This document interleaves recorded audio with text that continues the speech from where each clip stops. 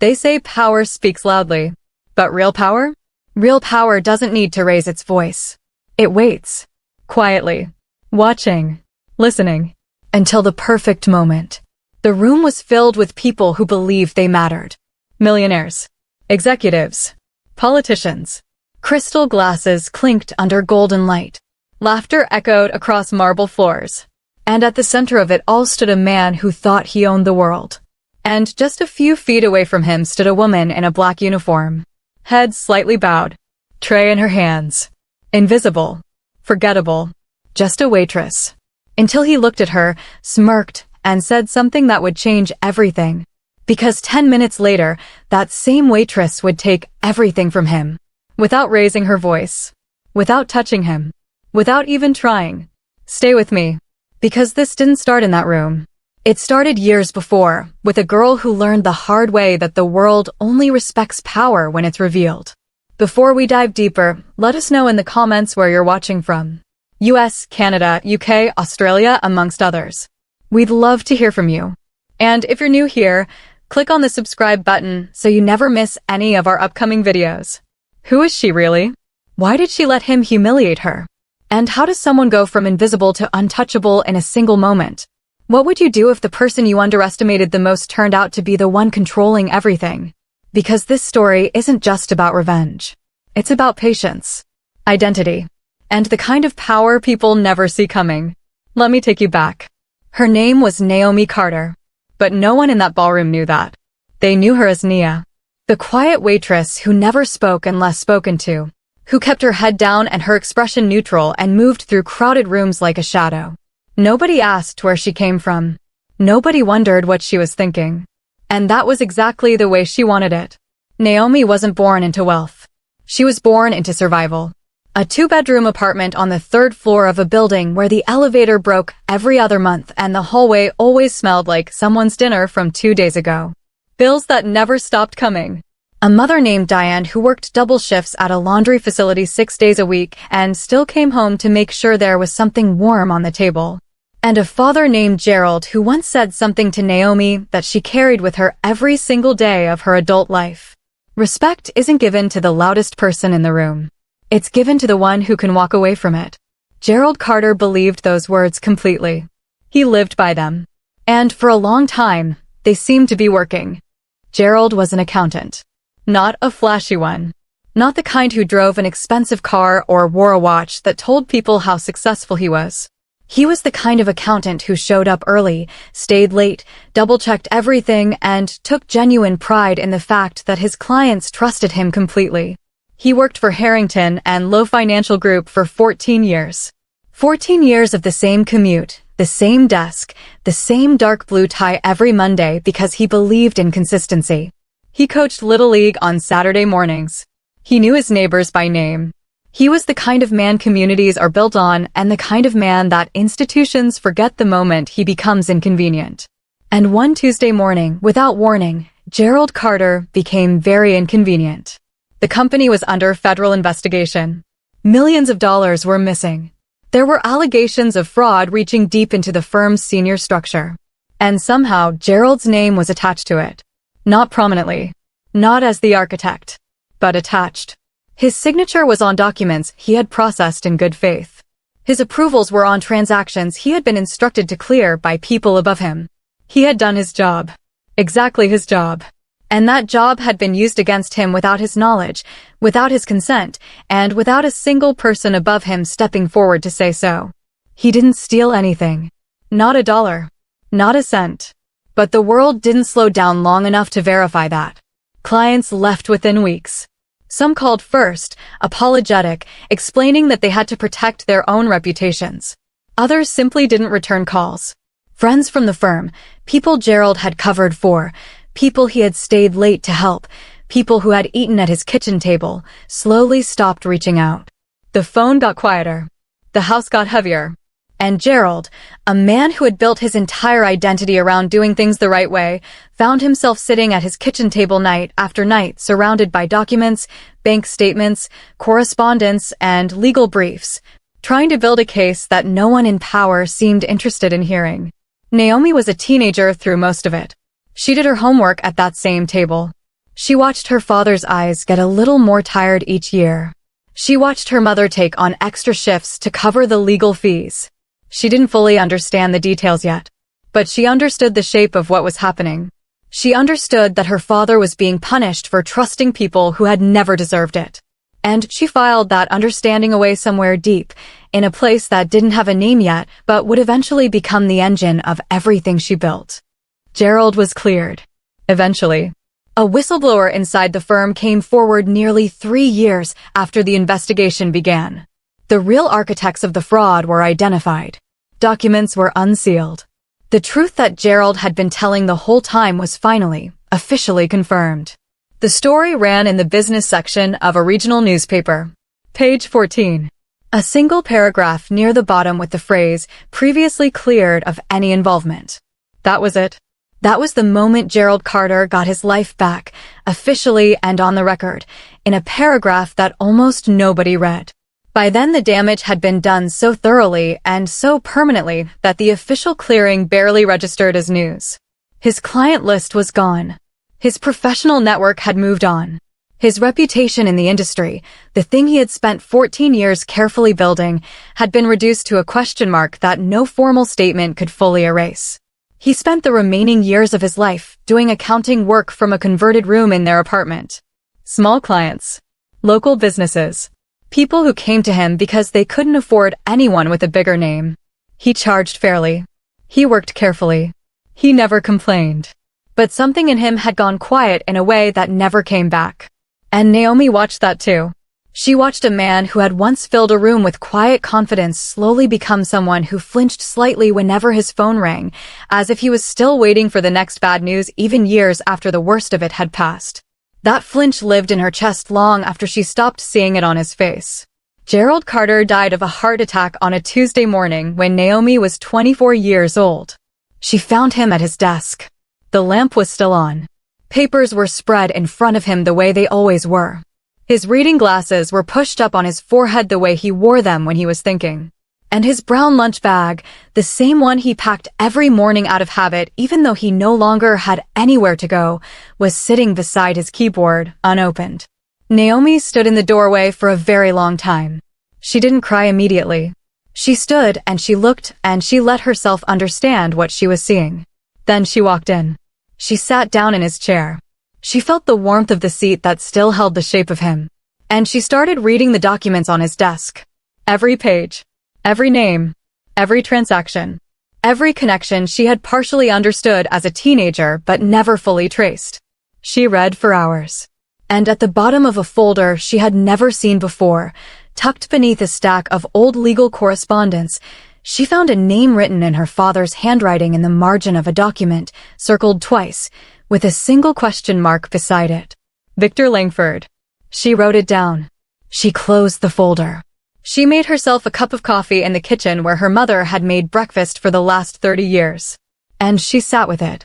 And she decided, quietly and completely and without any drama at all, that she was going to find out exactly who Victor Langford was. What she found took months to piece together. Victor Langford did not make himself easy to find. Not the real version of him. The public version was accessible enough. A billionaire. A respected figure in corporate finance. Featured in business journals. Photographed at charity galas. The kind of man who gave speeches about integrity at conferences and received awards for leadership from organizations that depended on his donations. But Naomi had learned from watching her father how to read beneath the surface of things. She had spent years absorbing the language of corporate structures, the way entities were layered inside each other like Russian dolls, the way real ownership was routinely hidden behind names that meant nothing. She taught herself securities law from textbooks she ordered secondhand. She spent evenings studying shell company registrations and cross-referencing them against public filings. She worked days as a paralegal assistant, partly for the income and partly because it put her inside law offices where she could ask questions that sounded professional without raising suspicion. And slowly, over the course of nearly 2 years, she assembled a picture. Victor Langford had not been an employee of Harrington and Lowe. He had never appeared on their org chart. But he had consulted for the firm through an intermediary company, a small advisory group registered in Delaware that existed on paper and almost nowhere else. He had been paid through invoices routed carefully enough that no single transaction looked remarkable. And the service he had provided, according to internal documents the whistleblower had preserved and that eventually became part of the public record, was liability restructuring. In plain language, he had advised the firm on how to absorb a federal investigation without losing its senior leadership. Part of that advice, documented in a memo that bore no signature but whose language and structure Naomi eventually matched to other Langford communications, involved identifying an internal employee whose position made them a credible point of accountability. Someone whose name was on enough documents to be believable. Someone without enough seniority or resources to mount a serious defense. Her father had not been chosen randomly. He had been selected. Deliberately. By a man who had never met him and never would. A man who had been paid generously to solve a problem and who had solved it by feeding Gerald Carter to the machine. Naomi sat with that knowledge for 3 days before she did anything with it. She went to work. She came home. She ate. She slept, though not well. And on the 4th morning, she woke up before her alarm and lay in the dark staring at the ceiling and asked herself what she actually wanted. Not what she felt in the heat of the moment. What she actually, permanently, sustainably wanted. She did not want to confront Victor Langford in a parking lot. She did not want to write an angry letter or post something on the internet or even hire a journalist to run a story. Those were loud moves. Loud moves made noise and then faded. What she wanted was something that would last. Something structural. Something that would take from him exactly what he had taken from her father, not in violence, not in drama, but in the quiet, permanent language of ownership and consequence. She wanted to use the same system he had used. She wanted to learn it well enough to turn it against him. And she understood that this would take time. A lot of time. More time than most people would be willing to give. She was 25 years old.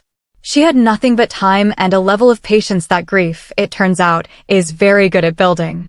If you're still watching at this point, drop a comment with "I'm still here." Let's see who's truly following this amazing story. She enrolled in a night MBA program 6 months after her father died. She kept her paralegal job during the day. She lived on almost nothing. The same rotation of simple meals. The same few outfits to work. Every dollar she could spare went into a small brokerage account she had opened with the money from her father's modest life insurance policy. She wasn't making investments yet. She was learning how markets moved, how companies were structured, how acquisitions happened not in boardrooms, but in the quiet months before anyone announced anything publicly. She had a particular kind of mind for patterns. She could look at a corporate structure and see not just what it was, but what it was designed to obscure. Her professors noticed. She was not the loudest student in any of her classes. She didn't raise her hand often. But when she did speak, the room paid attention in a way that rooms pay attention when someone says something that is clearly coming from somewhere real. One professor pulled her aside after class one evening and asked her what she planned to do with all of this. She smiled politely and said she was still figuring that out. She already knew exactly what she was going to do. 3 years after Gerald died, Naomi made her first real move. She had identified a mid-sized logistics company that had been quietly undervalued for nearly 18 months. Victor Langford held a minority stake in it through one of his subsidiaries, a holding company with a generic name that appeared in his portfolio filings if you knew where to look. The company's board was fractured. 2 major shareholders were locked in a dispute over a proposed expansion. The stock price had been suppressed by the uncertainty. Most institutional investors had walked away and were waiting for the situation to resolve before returning.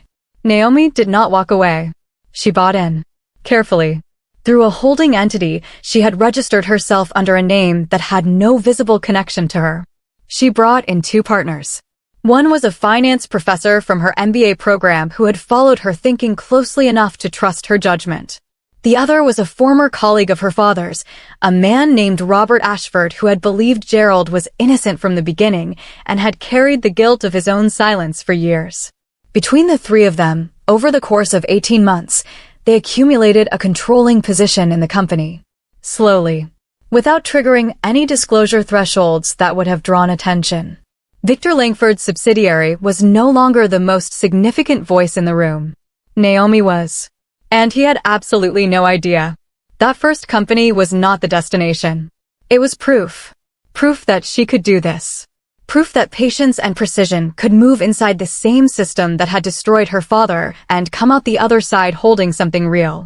Once she had that proof, the next move became clearer. And the one after that. She spent the following 4 years applying the same approach to companies that were structurally connected to Langford's broader empire. Not every company he touched. She was selective and methodical. She chose the ones where a controlling position in one entity created leverage over another. She was building an architecture, invisible from the outside, deliberately constructed from the inside. A network of ownership and influence that wrapped itself around Victor Langford's holdings the way roots wrap around stone, slowly, quietly, and with a permanence that nothing on the surface would ever suggest. He expanded his empire during those years. He made acquisitions. He gave more speeches. He was profiled in a major financial magazine with a headline about his vision for the next decade. Naomi read that article at her kitchen table with a cup of tea going cold beside her and felt nothing except a calm, steady confirmation that she was on the right track. He celebrated. She waited. The announcement came 8 weeks before the event. A gala. A formal celebration of the merger between Langford Capital Group and Meridian Holdings. The deal was being presented as the crowning achievement of Victor Langford's career. 15 years of building toward a single landmark acquisition. The guest list was a directory of influence. Politicians, senior executives, financial journalists, the kind of people who attend events not because the occasion matters, but because the room matters and they need to be seen inside it. Naomi read about it in a business journal she received by email on a Thursday morning. She read the announcement twice. She set her phone down. She looked out the window at the street below for a long time. She had not specifically planned for this event. But as she sat with it, she realized something. The Meridian merger was built on a foundation she had spent 2 years carefully and quietly compromising. 3 of Meridian's core subsidiaries were now majority controlled by entities she owned or significantly influenced. The Langford board had approved the merger based on ownership disclosures that were accurate at the time of the vote. But in the weeks since that vote, the ownership had shifted. Legally. Precisely. Exactly as she had planned. The mandatory disclosure deadline was approaching. The gala was scheduled for the night before that deadline. Victor Langford was about to stand in front of every powerful person he had ever known and celebrate an empire that was no longer entirely his. And Naomi decided, with the same quiet certainty that had guided every decision she had made over the past decade, that she was going to be in the room when he found out. Getting hired as serving staff for the event required 1 phone call and 1 small favor from a contact in the hospitality industry she had maintained carefully over the years. She was listed on the temporary staff roster under a single name. Nia. No last name required. She arrived 2 hours before the first guests and spent the time the way she always spent time in a new environment, learning it. She noted the layout of the room, the location of every exit, where the event organizer would be positioned, the name of the hotel's general manager, the location of the private suite reserved for Langford and his inner circle before the formal program began. She moved through the preparation period calmly, responding to instructions from the event coordinator with a pleasant efficiency that drew no attention whatsoever. She wore the standard black uniform. Flat shoes. Hair pinned back. In the inside pocket of her apron, she carried a slim folder. 12 pages. A precise summary of ownership positions cross-referenced against the Meridian merger filing, with her name appearing as controlling party across 6 of the key holding structures. She had prepared it herself. She had reviewed it 4 times. It was accurate, clean, and devastating in the specific way that documents are devastating when they simply state the truth and let the truth do its work. She moved through the room for nearly 2 hours before anything happened. She refilled glasses. She cleared appetizer plates. She smiled when smiled at and stepped aside when walked past. She was invisible in the precise way that service workers are always invisible at events like this, which is to say, deliberately and by social agreement. The guests looked through her. One man in a gray suit waved her away mid-conversation without glancing up, the way you wave away a fly. Another guest said thank you to the space she had just occupied without making eye contact. She noted all of it, not with bitterness, with the same clarity she had been cultivating for 10 years. Because this was the room. This was the exact environment her father had tried to earn his place in. The world of people who moved money and made decisions and shaped outcomes for thousands of people they would never meet. Gerald Carter had tried to belong to this world honestly, through hard work and loyalty and the stubborn belief that good work would eventually be seen and rewarded. And it had eaten him alive. Naomi had not tried to belong to it. She had learned how it operated and then operated inside it better than the people who had built it. And now she was standing in the middle of their celebration with the proof of that folded inside her apron. And then Victor Langford snapped his fingers at her. It was a small gesture. Casual. The kind of thing someone does without thinking because they have spent so long treating certain people as invisible that the gesture has lost even its original rudeness and become simply reflexive. Hey, you. She walked over without hurrying. Yes, sir. He looked at her the way you look at a piece of furniture you are momentarily annoyed by. His glass was nearly empty. He hadn't asked her to refill it.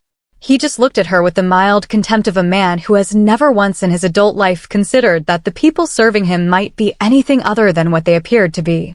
And then he said it. Try not to spill anything. Some of us are worth more than your entire life. He turned back to his conversation before she could respond. A couple of people nearby laughed, the soft, complicit laughter of people who want to stay in the room and know that laughing at the right moment keeps the door open. Naomi did not react. She nodded once. Of course. And she walked back toward the service corridor. And she stood there. And she checked her watch. And she thought about her father's lunch bag sitting unopened beside his keyboard. She thought about page 14. She thought about a man who spent the last decade of his life flinching when his phone rang because someone just like Victor Langford had decided he was expendable. She gave it exactly 10 minutes. And then she walked back into the room. If you're still watching, drop "still here" in the comments. Because what happens next is the part of the story that nobody in that ballroom was prepared for. Victor Langford was at the microphone. He had the easy confidence of a man who has been applauded in rooms like this so many times that he no longer notices whether the room is actually listening or simply performing attention. He was talking about the merger. About vision. About building something that would outlast every person in the room.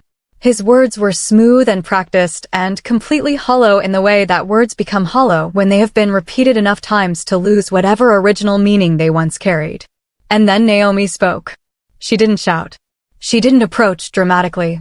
She simply said, from where she stood near the edge of the room, in a voice that was calm enough and clear enough to cut directly through the ambient noise of 100 conversations, "Is that what you call it?" The room did not go silent all at once.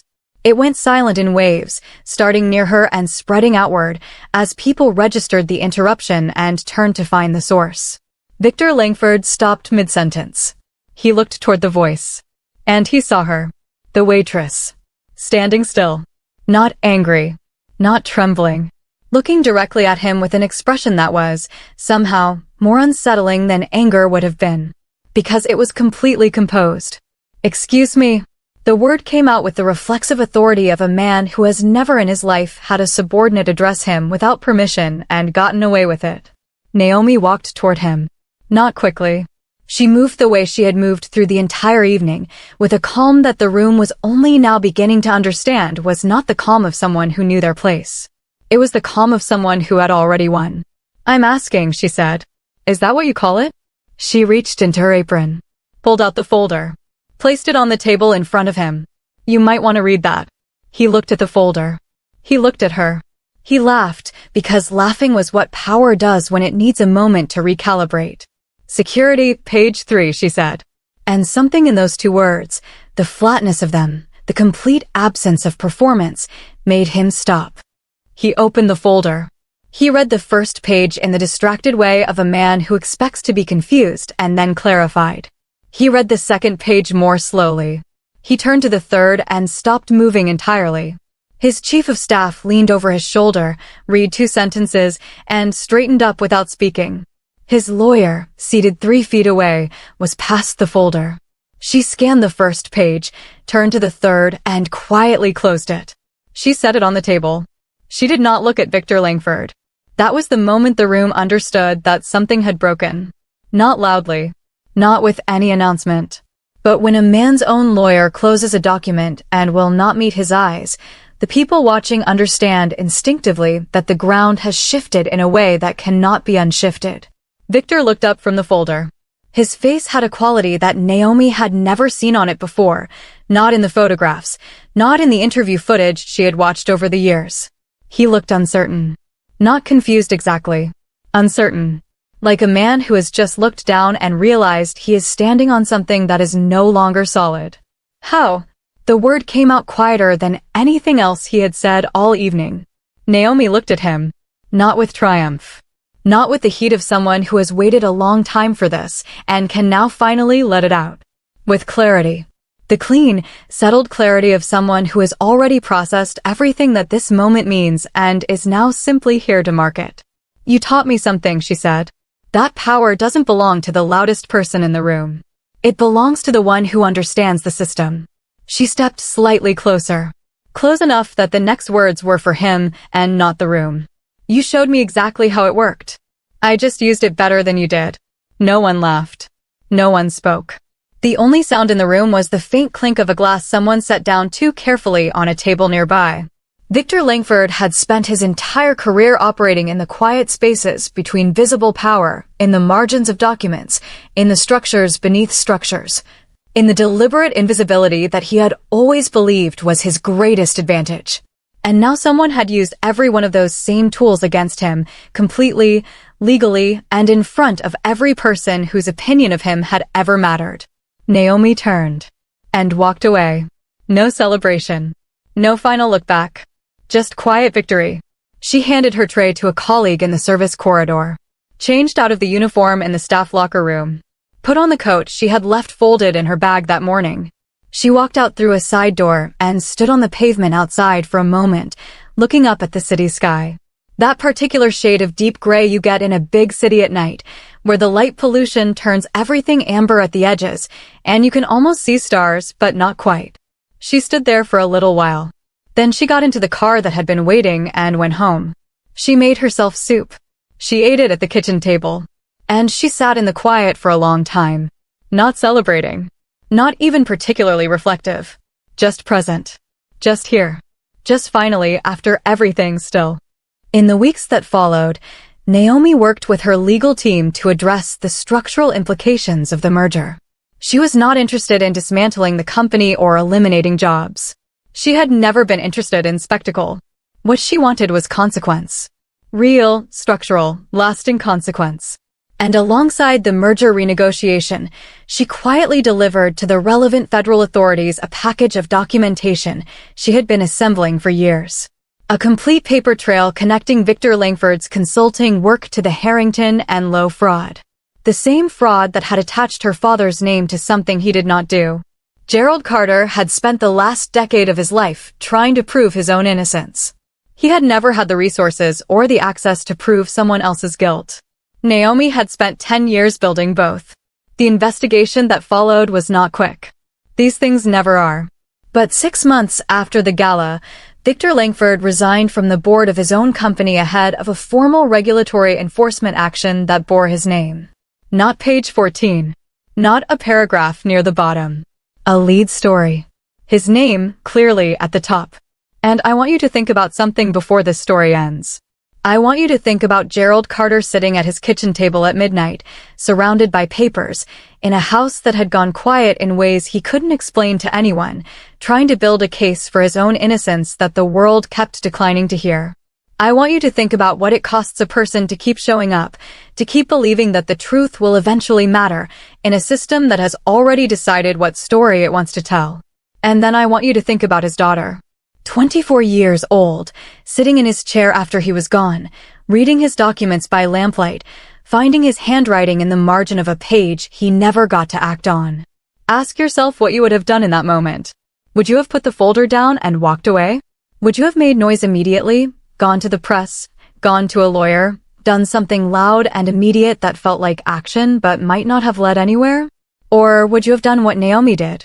Would you have been patient enough and disciplined enough and clear-eyed enough to spend 10 years building something invisible, knowing that the only way to use the system against itself was to understand it completely before you moved? Most people, if they are honest, cannot say with certainty what they would have done. Because grief and rage together are not a combination that tends to produce patience. They tend to produce motion and emotion, just to feel like something is happening. Naomi chose differently. And the difference cost her 10 years of her life and produced something that no noise, no confrontation, no dramatic moment of public accusation could ever have produced on its own. Real, structural, permanent consequence. So tell me honestly, have you ever been in a situation where someone treated you the way Victor Langford treated Naomi that evening? Where someone looked at you and made a decision about your worth in the space of a second, based on nothing except what you appeared to be in that moment? Where someone laughed and the people around them laughed and you had to stand there and hold everything you felt inside because the circumstances required it. If you have, I want you to sit with this story for a moment. Because Naomi's patience was not weakness. It was not submission. It was the most precise and devastating form of strength available to someone who understood that loud moves make noise and quiet moves make history. She did not need Victor Langford to know her name in that ballroom. She needed him to read page 3. And she had spent 10 years making sure that when he read it, there would be nothing he could do. Think about the people in your own life who were treated the way Gerald Carter was treated. The ones who did everything right and still got left behind. The ones who trusted institutions that were never designed to protect them.